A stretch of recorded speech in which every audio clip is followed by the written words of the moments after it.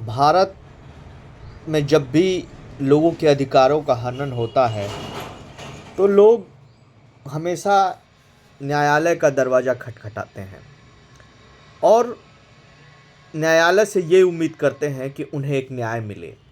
लेकिन न्यायालय के कुछ ऑब्जर्वेशन के बाद भी जब चीज़ें नहीं बदलती हैं और उसके रिपीटेड इंस्ट्रक्शन के बाद भी चीज़ें न बदलें, तो सोचिए कि इस देश में आम नागरिक के अधिकारों के क्या होगा। बीती रात सुप्रीम कोर्ट के नए न्यायाधीश सूर्यकांत जी जब दिल्ली में टहलने निकलते हैं और कहते हैं कि 1 घंटा टहलने के बाद मेरी तबीयत खराब हुई, जबकि उनका आवास तो एक बहुत ही साफ़ सुथरे जगह पे है, जहाँ ग्रीनरी है और जहाँ बहुत सी ऐसी चीज़ें हैं जो, लेकिन दिल्ली की हवा में जो प्रदूषण है उसमें जब उनके 1 घंटे टहलने से उनकी तबीयत खराब हो जाती है, तो ज़रा सोचिए आम नागरिक जहाँ इतनी पॉल्यूटेड जगह पे रहता है, छोटे छोटे बच्चे जहाँ सांस लेते हैं, उनकी स्वास्थ्य का क्या होगा। क्या सब लोग के स्वास्थ्य की कोई भी जवाबदेही नहीं होती।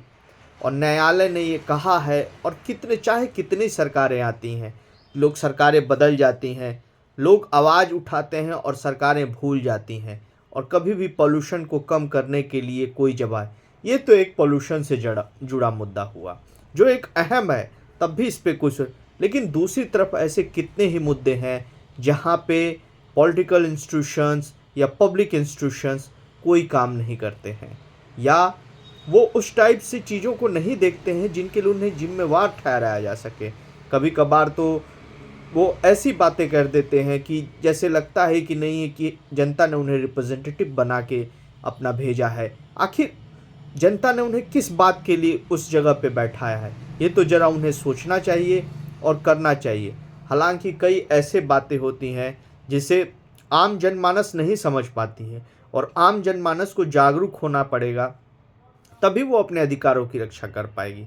और एक व्यक्ति के चाहने से शायद कोई अधिकारों का रक्षा, इसीलिए पूरे देश की जनता को और हर एक तरीके में उसे जागरूक, न केवल एक पर्यावरण का ही मुद्दा नहीं, आपके सोशल डायमेंशन में जो मुद्दे हैं, आपके इकोनॉमिकल डायमेंशन में जो मुद्दे हैं, या जो भी, तब आपको एक जागरूक जनता रहेगी तो वही देश विकसित सही मामलों में कहा है, क्योंकि उसकी जो डेमोग्राफिक फोर्स है वो कैपेबल इनफ है, अवेयर्ड इनफ है। और यदि वो नहीं है तो फिर विकसित और विकासशील या और ये सारे संबोधन बेकार हैं, क्योंकि कभी कभार क्या होते हैं कि आंकड़े गलत साबित हो जाते हैं। इसीलिए जनता को जागरूक रहना पड़ेगा, और कई ऐसी चीज़ें हैं जिसके लिए जुडिशरी को, लेजिस्लेचर को और एग्जीक्यूटिव को एक साथ मिल के काम करना पड़ेगा, और जनता के हर सवालों का जवाब देना पड़ेगा।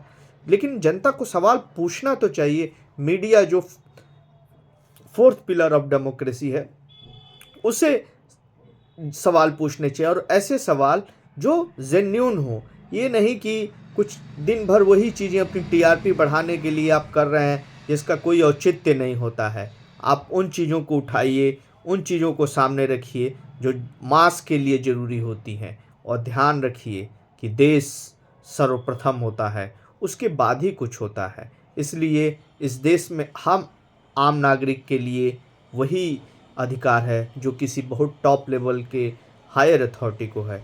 इसलिए इस देश को जागना पड़ेगा, और क्योंकि ये भगवान राम की जन्मभूमि है, भगवान कृष्ण की भूमि है, जहाँ अधिकारों और कर्तव्यों के लिए हम संकल्पित रहते थे।